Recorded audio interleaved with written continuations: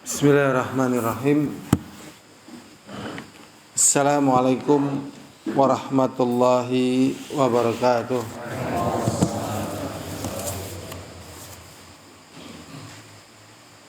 Alhamdulillah alladzi bi ni'matihi tatimmus shalihat. Allahumma shalli wa sallim ala Muhammadin wa ala alihi wa ashabihi wa man tabi'ahum bi ihsanin ila yaumiddin wa ba'd. Alhamdulillah, Allah mudahkan kepada kita untuk melanjutkan pembahasan kita tauhid, dan kita telah sampai pada babud du'ai ila syahadati alla ilaha illallah. Bab berdakwah atau mengajak kepada kalimat syahadah alla ilaha illallah. Diriwayatkan dari Abdullah bin Abbas, semoga Allah meridainya, sesungguhnya Rasulullah sallallahu alaihi wasallam tatkala mengutus Muadz ke Yaman, maka Rasulullah memberikan petunjuk, innaka ta'ti qauman min ahlil kitab. Yang pertama, beliau menunjukkan siapa sebenarnya yang mau didatangi. Yang didatangi adalah satu kaum dari kalangan ahlul kitab. Maka apa yang pertama kali dilakukan, faliyakun awwala ma tad'uuhum ilaih, yang pertama kali kamu seru mereka yaitu kepada syahadatu alla ilaha illallah. Jadi memang syahadat yang pertama dan terakhir. Dalam riwayat ila ayyuhidullah, itu untuk mentauhidkan Allah. Fa inhum adha'uka lidzalik, dan apabila mereka mentaati engkau setelah mentaati untuk menjalankan Allah bersyahadah, fa'alimhum, maka ajarkanlah kepada mereka sesungguhnya Allah SWT annallahu aftaradu alaihim khamsa salawatin. Allah SWT memfardukan kepada mereka salat 5 waktu. Fi kulli yaumin wa lailah, sehari semalam. Fa inna adha'uka lidzalik fa inhum adha'uka lidzalik, dan jikalau mereka sudah bisa mengerjakan dan taat kepada engkau tentang masalah itu, fa'alimhum, maka ajarkanlah kepada mereka, anallahu aftarada alaihim shadaqatan, sesungguhnya Allah memfardukan kepada mereka sedekah. Sedekah di sini artinya zakat. Jadi zakat juga disebut juga dengan sedekah. Tu'khadhu min aghniyaihim, diambil dari orang-orang kaya di kalangan mereka, faturaddu ala fuqara'ihim, dan diberikan kepada orang-orang fakir. Fa inhum adha'uka lidzalik, dan jikalau mereka taat kepada engkau pada perkara tersebut, wa iyyaka wa qara'ima amwalihim, hati-hati engkau dari mengambil harta yang paling bagus yang mereka miliki. Ini enggak boleh tatkala mengambil zakat mal, yang diambil adalah yang paling bagus. Misalnya sapi ya, yang paling bagusnya, yang mungkin lagi menyusui ya, karena biasanya dia prasusunya ya. Atau misalnya ya apa sajalah ya, itu jangan mengambil yang paling baik. Juga jangan mengambil yang paling jelek, yang sedang. Ya, kalau yang paling baik karena biasanya orang suka dengan yang paling baik. Kalau paling jelek untuk Allah, masa paling jelek. Ya. Nah, ini. Jadi demikian. Ini hati-hati dari mengambil harta yang paling baik. Wattaqi da'watal mazlum, dan hati-hati dari doanya orang yang terzalimi. Jadi doanya orang terzalimi ini ya, ini sering tidak diperhatikan. Karena apa? Karena orang yang sedang dalam keadaan kuat itu kadang enggak peka. Ya. Kadang enggak peka sisi-sisi kekuatan yang ada pada orang-orang yang lemah, orang-orang yang tertindas, itu tidak kelihatan. Yaitu apa? Doa.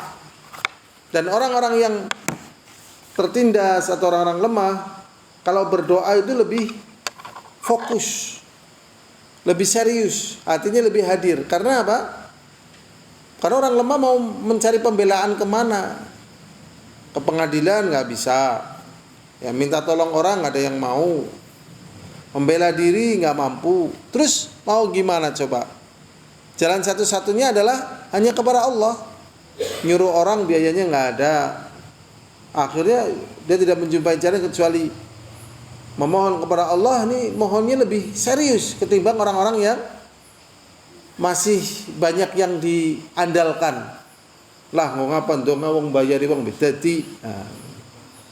Nah ini doanya orang terzalimi, hati-hati nih.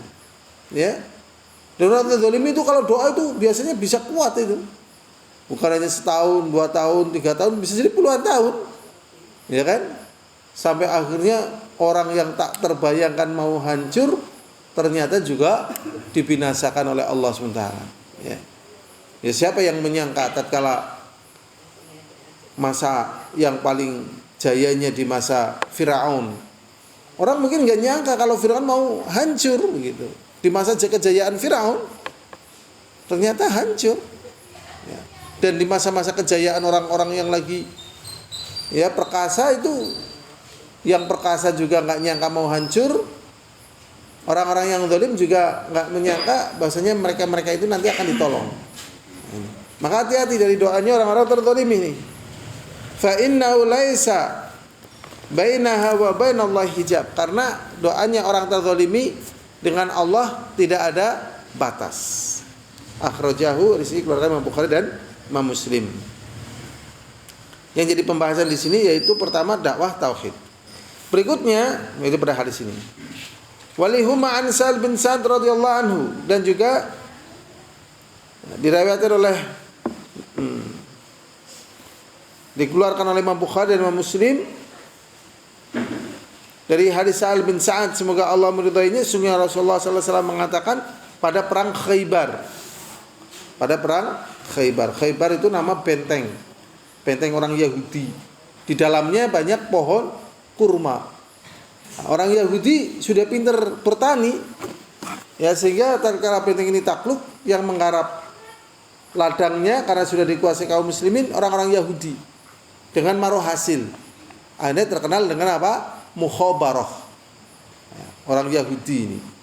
Orang Israel katanya juga pintar pertanian, orang-orang Israel. Ya. Pertanian anggur dan sebagainya. Dulu sebagian orang Indonesia belajar pertanian ke sana. Ya Israel. Tapi Yahudi ya. Yahudi ya, ngeri ya. Orang Thailand juga pintar. Orang Indonesia juga pintar juga ya bertani. Yang memunculkan varian-varian baru. Varian-varian baru. Kita lanjutkan lagi azani wa azakumullah. Sesungguhnya Rasulullah SAW berkata ya, pada perang Khaybar. Tapi ini dikatakan Rasulullah, la u'tiyanna rayata. Sungguh-sungguh aku akan memberikan bendera, royah. Bendera perang. Jadi bendera ada liwa, ada royah. Sungguh-sungguh aku akan memberikan royah gadan, besok. Rajulan yuhibbullah wa rasulah. Seseorang yang mencintai Allah dan Rasulnya. Jadi orang ini adalah orang yang mencintai Allah dan Rasulnya. Kemudian berikutnya mungkin para sahabat semua, bukan mungkin ya, para sahabat semuanya mencintai Allah dan Rasulnya, jelas ya. Tetapi berikutnya yuhibbu wa yuhibbuhullahu wa rasuluh, dan Allah serta Rasulnya juga mencintainya. Nah ini yang istimewa. Allah dan Rasulnya juga mencintainya.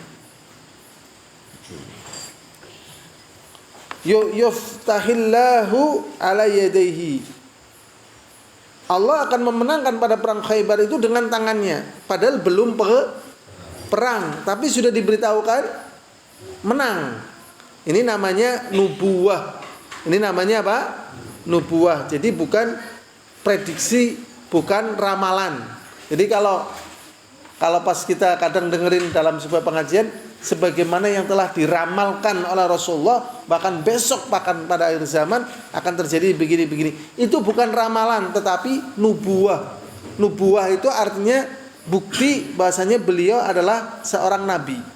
Dikuatkan bukti-bukti dari Allah. Namanya apa? Nubuah, bukti kenabian. Ya. Jadi jangan ikut-ikutan sebagaimana yang telah diramalkan oleh Rasulullah, bahkan besok akan terjadi begini-begini. Wis ngomongnya mantep, salah gitu loh. Tapi sing ngrungokna juga seneng ya. Pokoknya nek wong ora ngerti dilomboni kowe anteng. Lamen aja anteng ya, carane ndonga. Memang penting banget ndonga. Pokoknya sing jenenge wong ora ngerti jan gampang dilombok itu dari zaman dulu sampai sekarang. Makanya orang yang memimpin mereka itu adalah orang-orang yang memimpin dalam bidang pengetahuan.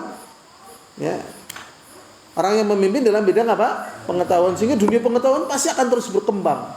Karena apa? Manusia kan pingin di depan. Pingin apa? Di depan. Kalau dia nggak pingin di depan, ya dia akan terinjak. Akhirnya dia pingin di depan. Nah, untuk depan mau nggak mau mesti ilmu ini mesti harus ya diupdate. Nah, ini pasti harus diupdate. Ya. Dan di masa kita ini katanya banyak orang, tapi ini perkara ini sih nggak apa-apa ya. Banyak yang kudet ya, kurang update. Gemien ya, nang kantor desa mungkin bisa ngetik banter banget, cepet gitu ya. Nang sekolahan mungkin barang ganti laptop malah nganggur. Pak ngetik mana nggak bisa ratayeng. Bagaimana ali ngetik iya, dasi ganti laptop ratayeng. Sinau bebeh, angel pokoknya. Makanya coba ya orang-orang kaya ya, kita masih kadang sempat menjumpai orang-orang kaya zaman dulu. Kemudian jadi orang miskin karena polanya sudah berbeda. Nek zaman gemien mungkin saweok kayak kerjanya tekun, ya. Mungkin jadi orang kaya sekarang ini kalau nggak ada hal-hal yang menyertai dalam bidang pengetahuan yang memang dia butuhkan, ya ketinggalan. Karena polanya sudah beda, ya kan? Polanya sudah beda. Lah ini namanya tetap berkembang. Jadi nggak mungkin ilmu dicekeli aja berkembang, orang mungkin. Sing ya nggak mau menerima perubahan pasti akan tergilas ya.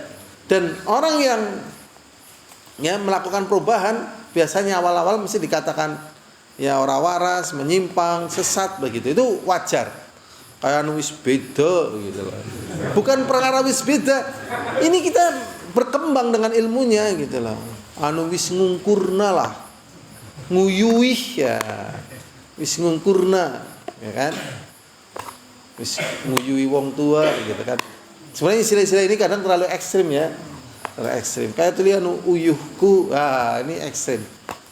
Ya memang manusia perasaan kayak gitu ya, tapi ya sabarlah ya. Memang hidup di dunia ini seperti ini. Ya, seperti ini. Ya kayak ginilah kurang lebih. Ya. Kita lanjutkan. Jadi yang menarik di sini adalah dia adalah orang yang dicintai oleh Allah dan Rasulnya. Dan Allah akan menangkan dengan tangannya. Setelah Rasulullah SAW memberitakan berita ini, kemudian ya Rasulullah masuk ke rumah. Ini malam-malam waktu itu. Dan manusia, maksudnya para sahabat juga tertidur. Yadukuna lailatahum. Pada malam hari mereka saling memperbincangkan karena ingin mendapatkan bendera itu. Karena kalau mendapatkan bendera itu, maka akan menjadi orang yang dicintai oleh Allah dan Rasulnya. Itu yang jadi masalah. Ya, berarti di sini mereka ingin meraih ini, walaupun di sana ada berita kemenangan dan seterusnya. Tapi lebih terfokus karena dicintai oleh Allah dan Rasulnya. Akhirnya mereka pingin ini. Yadukuna lailatahum. Ayyuhum yu'taha, siapakah yang mau diberi oleh Rasulullah bendera tersebut? Falamma asbau ghadaw ala Rasulillah. Dan tatkala pagi cepat-cepat mereka ini. Jadi orang-orang yang pingin berhasil syaratnya apa? Cepat. Ya. Jadi orang yang dapat biasanya yang cepat. Kalau nggak cepat, ya dapat tapi kuredane. Siapa cepat dia dapat. Orang cepat dapat tapi kuredane. Yang ngono ngergelem kuredan gitu lah. Lah ora apa-apa koredan. Ya wis ngono. Catai koredan. Napa? Sing penting milih. Sing milih koredan. Yang benar kalau dalam kemuliaan akhirat ya yang tinggi. Ya. Kenapa? Coba ya, ini kita sama-sama sudah mantan sepuh lah ya. Saya juga mantan sepuh sama aja. Di dunia mau gaya apa saja jadi, ya kan?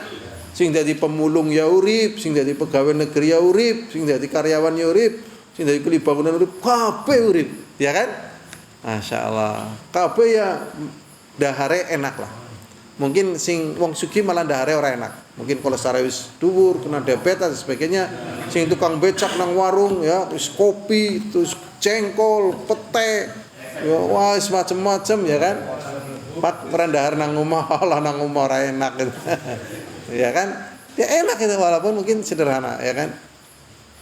Dapat semua sudah di dunia. Tapi nanti di akhirat itu nggak bisa loh. Kalau nggak beramal soleh nggak bisa loh. Ya, pokoknya kalau di dunia kabeh kowe diwehi. Sing korupsi diwehi, sing nyelek utak yang diwehi, sing soleh diwehi, kabeh diwehi. Gitu. Cuman kalau di akhirat nanti beda. Jadi nanti kita persaingannya itu lebih fokus kemana? Ke akhirat. Ya, nasib kita di akhirat. Di dunia insya Allah lah, gaya apa saja, sing penting rezekinya kecekel. Gaya apa saja, sing penting rezekinya kecekel. Makanya ada orang mengatakan orang peduli Arab kucing garong, kucing kurap dan sebagainya, sing penting bisa dikep tikus, ya kan? Iya. Iya, sing penting bisa beli duit lah, intinya gitu. Halal gitu. Kan kayak gitu ya kan? Iya. Pak nyarep usaha apa? Allah seusaha-usahane, sing penting kowe seneng cocok. Lah usah Pak, seusaha-usahane, sing penting kowe seneng cocok halal. Arep dodol kerambil Pak, ulih. Pokok dodol apa bae ngono, sing penting halal. Karena dodol kerambil sekali adol rong truk kira-kira bisa jadi wong sugih. Nah, ya kan? Ya karena gitu buat dodol kerambil dan sebagainya. Ini ada dodolan ya, nggak masuk akal tapi kita jangan ikut-ikutan. Dodolan idep, nah, ya kan? Idep jajal idep kan? Iya, saipet. Itu kan ada pabrik idep ya, masih ada nggak pabrik idep? Nah, itu karena peradaban bukan Islam ya. Kalau Islam kan lo idep-idepan sih, penting solehah ya kan. Nah, karena enggak idepen.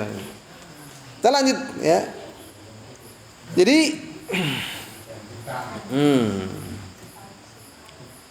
mereka berangkat gasik tadi. Ya. Kulum yarjuna ayyubaha. Semuanya berharap siapakah di antara mereka yang akan diberi bendera tersebut. Fakal kemudian Rasulullah bertanya, "Aina Ali bin Abi Thalib?" Di mana Ali bin Abi Thalib? Di sini ada pelajaran penting sebenarnya ya. Yang pertama ya, kalau dalam peristiwa yang lain kan begini. Akan ada orang yang masuk surga tanpa hisab, tanpa azab. Terus waktu itu ditutup pintunya. Ya. Begitu Rasulullah keluar, langsung Uqasyah bin Mihsan mengatakan, "Ud'ullaha li ayaj'ala minhum." Ya Rasulullah, doakan aku termasuk daripada golongan yang masuk surga tanpa hisab, tanpa azab. Rasulullah langsung mengatakan, "Anta minhum." Kamu termasuk golongannya. Kemudian yang lainnya pengen, Rasulullah doakan aku ya Allah, doakan aku ya Rasulullah. Rasulullah langsung menjawab, "Sabaqaka biha Uqasyah." Kamu sudah kedahuluan oleh Uqasyah. Berarti sing cepet, sing ulih, ya kan? Wis. Yang kedua ini, ya, sing kedua ini gasik semua coba. Ternyata nggak dapat. Ada yang nggak berangkat malah dicari, yaitu Ali bin Abi Thalib.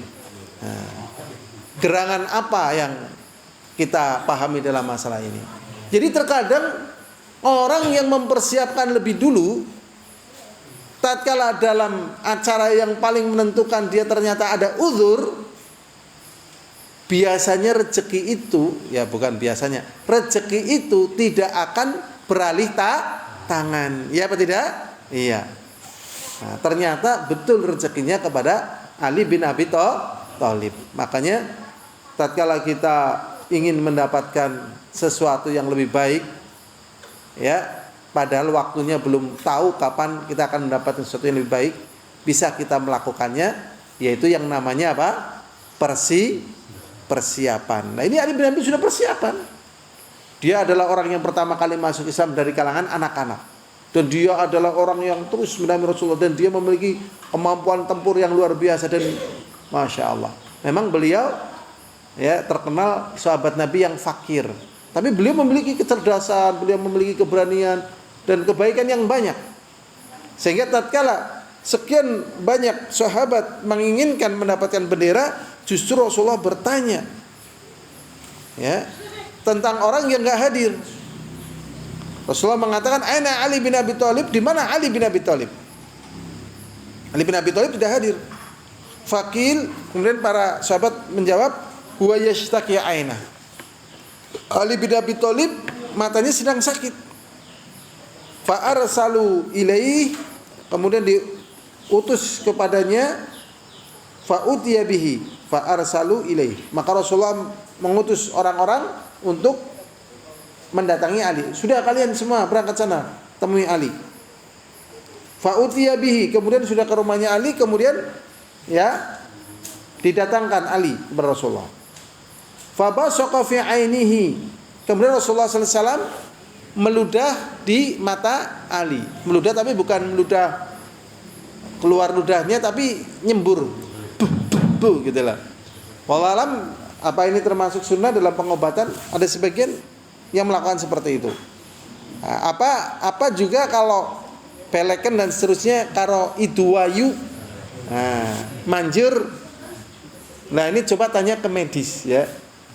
Udah ada informasi iduwayu bisa nambah nih? Apa?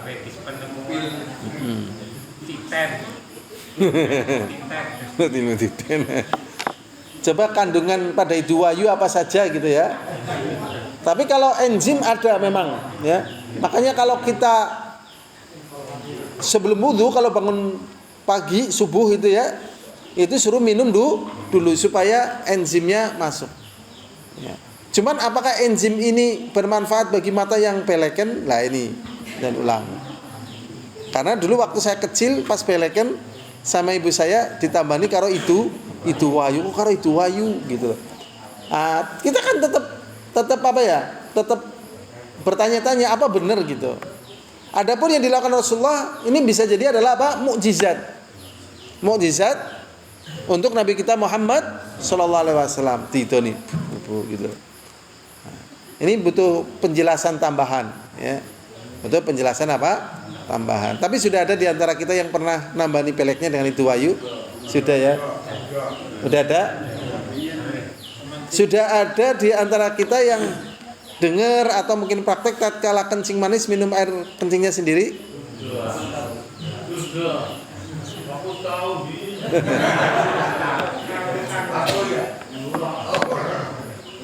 Di dalam Sahih Bukhari itu dijelaskan tentang marodus sukar.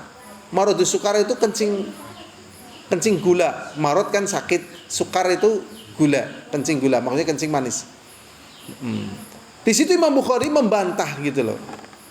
Bahwasanya orang yang kena diabetes, yang kena marodus sukar, itu tidak sembuh dengan minum air kencingnya sendiri. Kalau memang itu betul, maka Rasulullah pun menganjurkan sahabat yang kena marodus sukar itu untuk minum air kencingnya sendiri gitu. Tetapi anehnya itu berjalan sampai sekarang loh, bayangkan, ya kan? Masih ada ya. Kenapa kita sampaikan? Karena ada gitu loh. Nah, ini ada. Makanya tadi tentang Rasulullah melakukan seperti ini kan, apakah ini mukjizat Nabi ataukah memang mengandung apa? Khasiat. Itu. Apakah memang mengandung apa? Khasiat. Nah, seperti orang katanya ya, kalau kurang darah makan didih. Ya kan? Nah, ini pendekatan yang butuh penelitian. Tapi kalau secara penelitian jelas, masa kurang darah makan didih itu nggak ketemu, ya kan? Walaupun didih itu dari darah, tapi kan untuk pembentukan darah itu bukan dari didih gitu. Ini penting ya. Kalau memang dalam penelitian dari medis tidak ada, berarti ini mukjizat Nabi, semata-mata mukjizat Nabi. Mungkin akan ada pertanyaan lagi, bagaimana hukumnya kalau kita meniru gitu? Kalau kita meniru karena cinta Rasulullah pernah praktek seperti ini, ya kita insya Allah dapat pahala dari sisi ini dulu pernah dipraktekkan Rasulullah. Itu minimal seperti itu. Apakah ini sunnah? Ini ada pembahasan selanjutnya. Tetapi yang jelas waktu itu Ali bin Abi Thalib sakit matanya, kemudian diludahi oleh Rasulullah dan kemudian apa? Langsung sembuh. Langsung apa? sembuh. Dan itu berbeda dengan kita tatkala kita belekan pakai duayu, apakah langsung sembuh? Ya kan? Ini langsung sembuh loh. Ini yang jadi masalah langsung apa? Sembuh. Fa basaqa fi ainaihi. Kemudian Rasulullah meludah di kedua matanya, wa da'alahu, dan didoain. Fa baro'a, langsung sembuh coba. Ya kan? Dan itu jarang ada orang belekan tembe teka karo doktere langsung mari, kan udah pernah dengar? Nah, teka mang puskesmas wudunen tembe weru doktere wudune hilang, belum pernah dengar kan? Palingnya tulung dina dan sebagainya, diplotot di situ dan sebagainya. Ini langsung sembuh loh. Langsung apa? Sembuh gitu. Masya Allah. Ini namanya mukjizat. Berikutnya ya. Ini namanya Fabaraka alam yakun bihi wajah, dan sembuh seakan-akan belum pernah sakit sebelumnya. Berikutnya fa'atahur rayah, kemudian bendera itu diberikan kepada Ali bin Abi Thalib. Maka Rasulullah mengatakan ungfud ala rislik. Ini perang zaman dulu seperti ini ya. Perang zaman dulu seperti ini. Nah, kalau perang zaman sekarang sebenarnya juga dipraktikkan seperti ini bisa kok. Dalam artian pakai adab-adab. Coba ya, di sini nih ada pada perang nih. Ungfud ala rislik. Berangkatlah kamu secara perlahan, jangan sangar ya, jangan gerada-gerudul sini. Jangan, pelan-pelan aja. Hatta tangzila bisa hatim, sampai kalian nanti singgah di halaman mereka. Ya, sampai singgah di halaman mereka, maksudnya di halaman ya musuh katakanlah ya. Maka sebelum terjadi peperangan, yang pertama kali thumma ud'uhum ilal Islam. Kemudian ajaklah mereka untuk masuk Islam. Wahai masyarakat, misalnya desa apa gitu, masuklah kalian ke dalam Islam, maka kalian akan selamat begitu. Dan ini berbeda dengan yang lainnya. Ya, berbeda dengan yang lainnya. Pokoknya pembahasan perang janjane medeni. Tapi dalam perang itu ada adab-adabnya dan ada akhlak-akhlaknya. Ya, ada adab-adabnya dan ada akhlak-akhlaknya. Ya, di antaranya adabnya, akhlaknya, yaitu sebelum menyerang itu diajak untuk masuk apa? Islam. Dan memang adab-adabnya, akhlaknya di antaranya juga kalau mau berperang, ini namanya ofensif ya. Hujum, namanya jihad apa? Hujum, ofensif. Ini syaratnya harus kuat. Harus kuat gitu. Kalau misalnya dipertimbangkan 50-50, ya jangan. Jadi memang harus kuat gitu loh. Harus kuat karena pertempuran itu ya sumbernya kan kasih sayang dan untuk meraih kebaikan dan menolak kejelekan. Jadi perang itu fungsinya seperti itu. Terapi perang itu medeni ya, kayak Ukraina sama Rusia ya. Saya belum mempelajari agamanya Ukraina apa, Rusia bagaimana ya. Cuman sebagian kaum muslimin sama Vladimir Putin agak tertarik ya, karena terjadi perubahan memang sikap Soviet kepada kaum muslimin. Nah, kita tidak begitu tahu, tapi yang jelas secara umum perang itu mengerikan. Memang konflik-konflik kayak gitu pasti akan ada di dunia ya. Di dunia akan ada. Makanya kita ngaji kayak gini ini bersyukur ya, super bersyukur. Coba orang Ukraina sing lagi dibombardir kayak gue, mbulah mikir ngaji ya ora lah, wong pas ora dibombardir mbok ngaji bembora ya kan. Masya Allah, penting lah ngaji ini, nikmat. Dan ngaji itu sering mengevaluasi posisi kita. Ngaji itu sering mengevaluasi posisi kita. Karena apa? Ngaji itu kan intinya mengembalikan manusia kepada fitrah, kepada Allah, kepada tauhid. Dan asalnya kita memang tadinya lemah, nggak punya apa-apa ya, dan tidak bisa berbuat apa-apa. Jadi seperti ini berarti kan kita dalam posisi apa? Nikmat. Nah, setelah nikmat kita dituntutkan apa? Bersyukur. Tatkala sudah nikmat dituntutkan bersyukur. Akhirnya yang tadinya anggapannya itu negatifnya jadi hilang. Jadi kenapa manusia memandang hidupnya susah, terhimpit, terintimidasi? Persepsinya salah. Persepsinya apa? Salah. Yang membetulkan apa? Tauhid gitu loh. Jadi kalau tauhidnya benar, nanti persepsinya benar. Seperti misalnya kayak gini loh. Adakah di antara kita yang pernah sakit 20 tahun berturut-turut dan tidak sembuh-sembuh? Nggak ada ya, 20 tahun loh. Sampai istrinya kabur, anaknya kabur, hartanya habis. Ada? Ya. Kalau nggak salah 20 tahun atau 80 tahun ini. Nabi Ayub sakitnya itu. 80 tahun ya. Itu beliau malu gitu loh. 20 tahun atau 80 tahun lah. Beliau malu karena beliau diberi sehat jauh lebih lama, ya, kenikmatan lebih lama daripada sakitnya. Gitu. Sehingga beliau mau ngeluh malu. Beda dengan kita. Ya kan kita coba kan yang lama kan kita nggak sakit gigi ya kan? Yang lama loh. Begitu sakit gigi, ya kan kadang ngomong aja, ya Allah ngeri banget. Saya pernah dengar dengan telinga saya sendiri. Allah radilah gitu loh. Untuk ulara banget ya Allah. Ngeri apa nggak ngeri loh? Ngeri. Ya. Antara terangnya dengan hujannya lebih lama terangnya atau hujannya? Terangnya. Tapi begitu mau berangkat kerja, mau berangkat bawon dan seterusnya hujan, apa komentarnya? Bawon udan. Nah, itu. Ngeri loh. Ngeri itu loh. Masya Allah. Nah, ini yang mengingatkan siapa? Agama ini. Tapi kalau nggak agama, iya nyoba, iya kayak kumbang urung goreng seminggu, payah, iya pancen nyoba, iya. Saut menyaut di dalam, ya, menguatkan menuju kemurkaan Allah. Nah, saut menyaut, ya, bergandeng tangan, ya kan, saling berpelukan menuju kemurkaan Allah. Ngeri ya? Ngeri. Itu ini bergandengan tangan, berpelukan menuju rahmat Allah. Nah ini kebodohan. Kita lanjut, ya. Berikutnya hadirin azani wa azakumullah. Jadi sampai di halaman mereka. Tsumma ud'uhum ilal Islam. Jadi diajak ke Islam. Kalau masuk Islam ya sudah enggak perang. Begitu. Ya. Jadi enggak terus penjarahan dan sebagainya, pemerkosaan. Jadi pemerkosaan itu enggak ada kalau dalam Islam. Ya. Jadi Islam itu enggak melakukan pemerkosaan. Ya, tidak melakukan mutilasi, musalasah gitu. Ya. Tidak. Begitulah hadirin azani wa azakumullah, fa akhbirhum bima yajibu alaihim. Kalau sudah masuk Islam ya enggak jadi perang. Baru diajari perkara yang wajib bagi mereka dari hak Allah taala padanya. Makanya di sebagian itu juga akhirnya mempelajari, oh Islam agamanya kayak kiye. Wis nyasuk gar Islam teka mlebu Islam baik. Mung etok gitu. Betul etok mereka itu. Setelah itu melakukan pembalikan. Jadi dulu ya Iran itu adalah negara penyembah api gitu.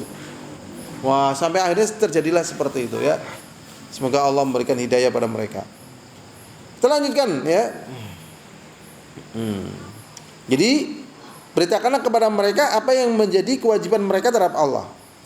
Kemudian Rasulullah mengatakan, "Fa wallah, maka demi Allah, la yahdiyallahu bika rajulan wahidan, jikalau Allah memberikan petunjuk kepada seseorang dengan sebab dirimu, khairul laka min humrin na'am, lebih bagus bagimu daripada onta merah."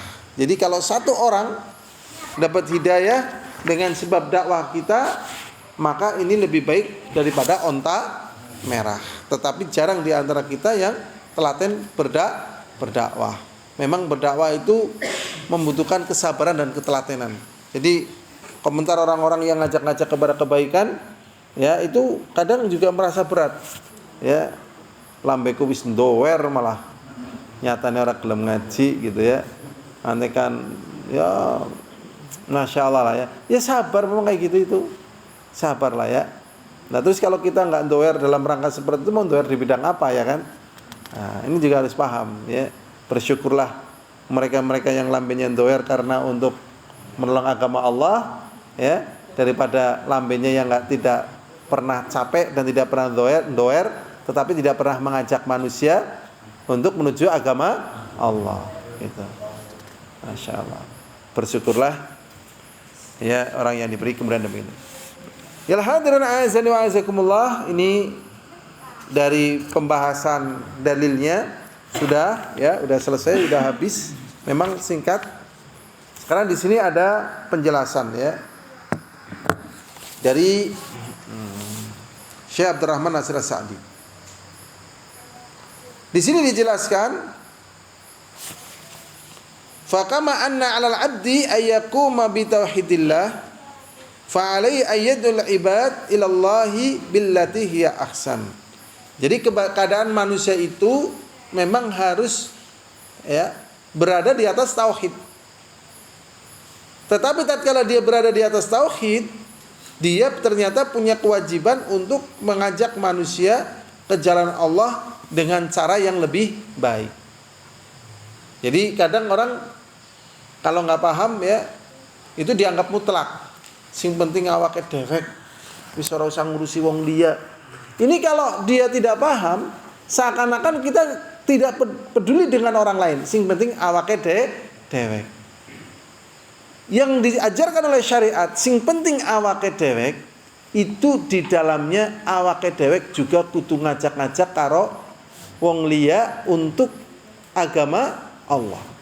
Jadi kita nggak bisa awake dewek dalam artian kita lah sing penting dewek lah. Itu nggak bisa, tetap memang kayak gitu. Dan itu memang capek, telaten itu. Ya telaten sekali, masya Allah. Ya telaten sekali. Contoh misalnya kita bangun subuh. Sebelum adzan subuh kita sudah bangun, ini contohnya misalnya.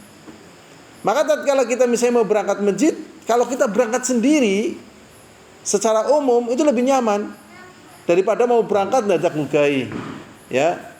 Mungkin anaknya, mungkin istrinya, mungkin pembantunya, mungkin karyawannya, ayo bangun salat subuh. Ya kan? Ya. Nah kadang yang dibangun mungkin marah. Tatkala yang dibangun marah, kemudian orang nasihati, lah sing penting awake dewek. Ya betul sing penting awake dewek, tetapi di dalamnya juga mengajak orang lain untuk mengamalkan agama Allah. Makanya harus dengan cara yang lebih baik.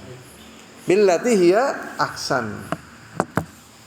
Berikutnya la hadra azan wa azakumullah wa kullu man ihtada ala yadihi falahu mithlu ujurihim. Dan setiap orang yang mendapatkan hidayah dengan asbab dakwah dia, maka dia mendapatkan pahala mereka.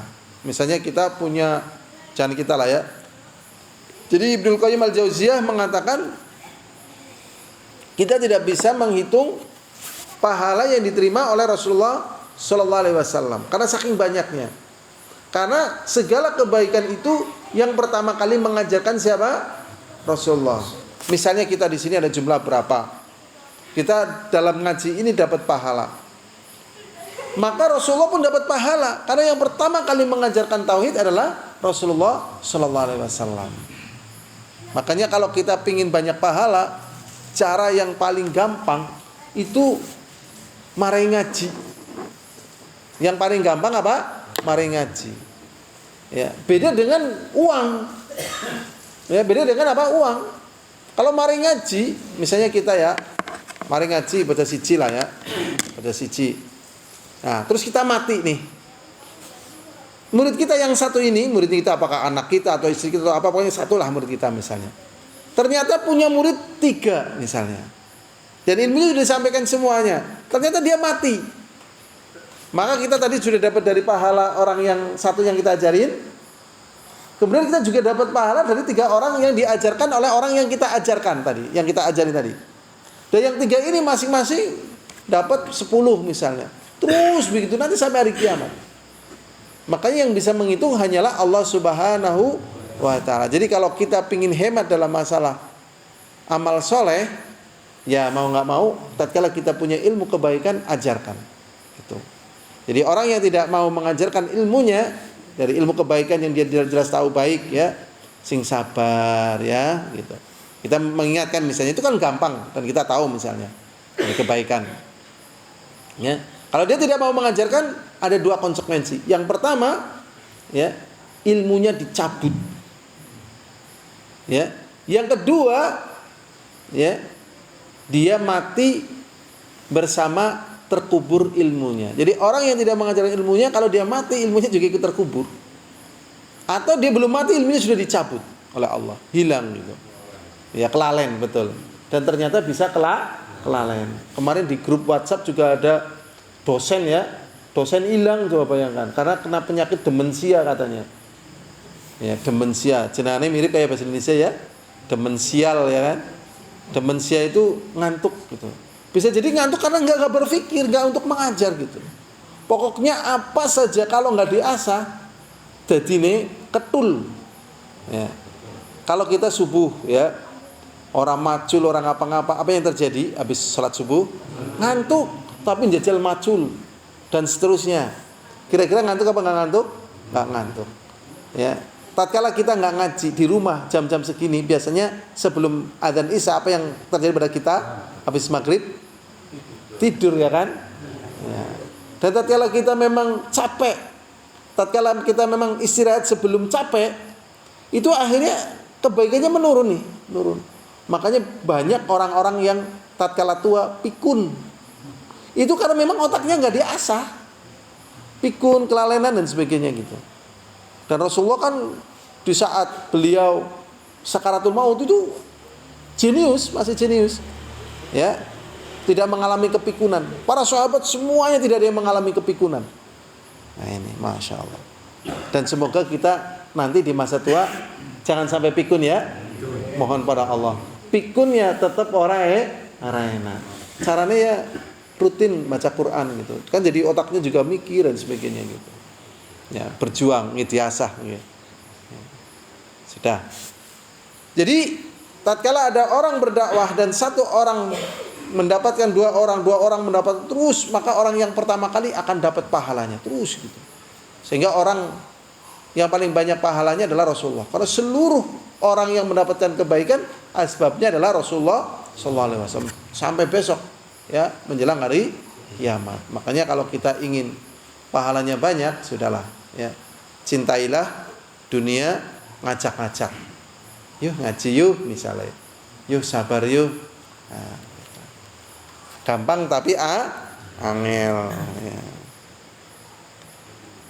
Waktunya sudah habis atau masih ada? Habis ya? Ya. Waktunya sudah habis. Apa sedikit lagi nih? Udah hampir habis di sini juga. Sedikit lagi nanggung ya. Berikutnya, wa idza kanatid da'wa ila Allah, dan apabila dakwah itu kepada Allah, wa ila syahadati alla ilallah fardhan, dan dakwah kepada syahadat Allah adalah merupakan fardu. Jadi para ulama membedakan antara fardu dengan wajib. Kalau fardu itu tidak ada khilaf. Ya, seperti sholat fardu 5 waktu. Ya, 5 waktu. Puasa fardu bulan Ramadan gitu lah. Ya. Tapi kalau sholat Id ada yang berpendapat wajib. Idul Fitri, Idul Adha wajib. Kenapa wajib? Ya alasannya pirang-pirang. Di antaranya ya, nek misalnya pas bersamaan dengan waktu Jumat itu boleh tidak Jumatan. Ya kan? Kan berarti ini wajib, Jumatan wajib. Ini enggak mungkin antara yang tidak sama kekuatannya bisa saling menggugurkan, enggak mungkin gitu loh. Berarti kalau ini Jumatan adalah wajib, kok bisa menggugurkan Jumatan? Berarti sholat ini juga wajib, tapi tidak dikatakan dengan fardu. Mirip kayak sunnah muakkadah tapi derajatnya lebih tinggi. Begitu. Tapi enggak sampai fardu. Yang fardu yang enggak ada khilaf, subuh, zuhur, asar, maghrib, isya gitu. Lanjutkan lagi hadirin azani wa azakumullah, dan apabila berdakwah kepada syahadah itu adalah fardu ala kulli ahadin bagi setiap individu, karena wajib ala kulli ahadin bihasbi maqdurihi, maka wajib bagi setiap individu sesuai dengan kemampuannya. Pilihlah kata-kata yang tidak menyinggung. Tapi kalau tidak bisa memilih kata-kata yang tidak bisa menyinggung, ya sudah semampunya lah. Ya seperti saya pernah menjumpai seorang kakek, dia lugu, dia tegas, pokoknya kalau saya mati jangan ya di acara ini lah ya, ada mitung dina dan seterusnya. Jangan dikijing, jangan di ini, jangan di itu. Saya tidak mau gitu. Dia sederhana tapi dia menyampaikan gitu. Dan orang nggak ada yang tertarik sama dia, tapi dia terus menyampaikan gitu. Ke anaknya, ke semuanya. Dan dia pede sampaikan aja. Berarti dia telah menggugurkan apa? Kewajiban dia. Fa'alal alim min bayani dzalika wa da'wa al-irsyad wal hidayah a'zam mimma 'ala ghairihi mimman laysa bi'alim. Sedangkan bagi orang yang alim untuk menjelaskan di dalam berdakwah dan membimbing manusia ya lebih besar lagi dibandingkan orang yang tidak alim. Jadi orang yang alim itu kewajiban menyampaikan ini lebih berat lagi. Kalau begitu berarti nggak usah jadi orang alim. Karena bebannya lebih berat. Gimana? Benar apa salah? Salah. Loh, tapi kalau jadi orang alim bebannya lebih berat gimana?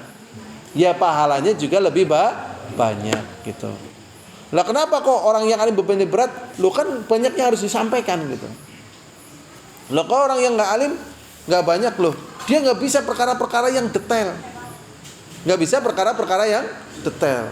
Ya, dan alhamdulillah kita sudah belajar kitab ini sudah lama sekali ya, dan berapa kali udah pernah ngajar.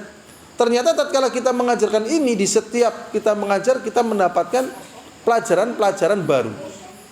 Pelajaran-pelajaran apa? Baru yang belum pernah kita dapatkan sebelumnya. Kayaknya waktunya telah habis. Ini saja yang bisa pelajari pada pertemuan kita kali ini. Ini di sini menjelaskan tentang dakwah kepada tauhid. Ya, jadi dakwah itu kepada tauhid karena tauhid itu merupakan asas segala sesuatu dan sebab kebaikan itu teraih dengan tauhid, dan sebab kejelekan tertolak itu juga dengan tauhid, dan sebab kebaikan itu tidak teraih yaitu tanpa apa? Tauhid. Maka tauhid awal dan terakhir, dan tauhid merupakan pondasi. Wallahu a'lam bishawab. Assalamualaikum warahmatullahi wabarakatuh.